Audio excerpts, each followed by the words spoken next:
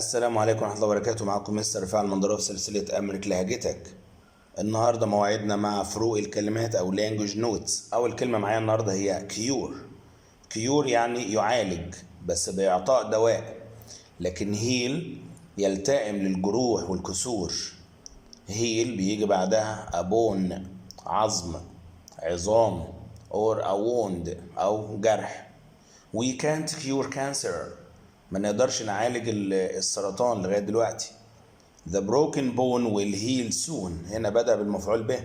العظمة المكسورة، العظمية المكسورة سوف تلتئم قريبا. كلمة expect يعني يتوقع بيجي وراها الفاعل ثم will. I expect you will do better. أنا أتوقع أن أنت هتكون أحسن. That sounds ثم الصفة يعني هذا يبدو. Getting high marks sounds difficult. إن تحصل على درجات عالية بيبدو عليه إنه شيء صعب. Get together يعني يتقابل تساوي meet. Let's get together to discuss the matter. خلينا نتقابل عشان نناقش الموضوع. Make sure يتأكد بتساوي be sure يعني يتأكد من. You should make sure of your marks. لازم تتأكد من درجاتك. Make food يصنع أو ينتج طعام. Plants and trees can make their own food. النباتات والأشجار ممكن تصنع طعامها الخاص بيها بنفسها. Test with experiments يعني يختبر بالتجربة. Gain weight يكسب وزن. Lose weight يفقد وزن. Work as ثم الوظيفة يعني يعمل وتكون شغلانته فعلا. I want to work as a space scientist. أنا حابب إن أنا أشتغل كعالم فضاء، مش شبه عالم الفضاء، لا تكون دي شغلانتي فعلا. Compare with يقارن عشان يوضح الاختلاف. Compare to يشبه أو يقارن عشان يوضح التشابه.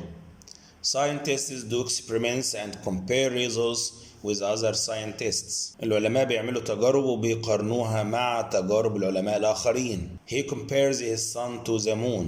هو بيشبه ابنه بالقمر. البادئة in in suffix. البادئة in أو prefix in دي بنضيفها قدام الكلمات عشان تديني نفي.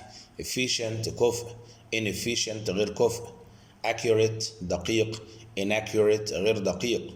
visible مرئي، invisible غير مرئي. لكن الصفة اللي أولها in بنضيف لها on زي infected معدي uninfected غير معدي غير مصاب بالعدوى.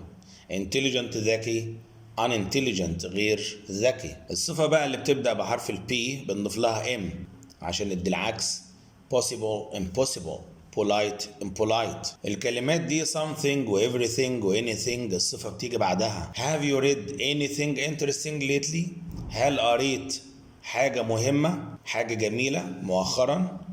interesting جت بعد anything. كلمة factor يعني عامل، مش عامل شغال اللي هي العوامل. The weather could be a crucial factor in tomorrow's game. الطقس ممكن يكون عامل حاسم في ماتش بكرة، يعني ممكن المباراة بتاعت بكرة تتلغي. والسلام عليكم ورحمة الله وبركاته.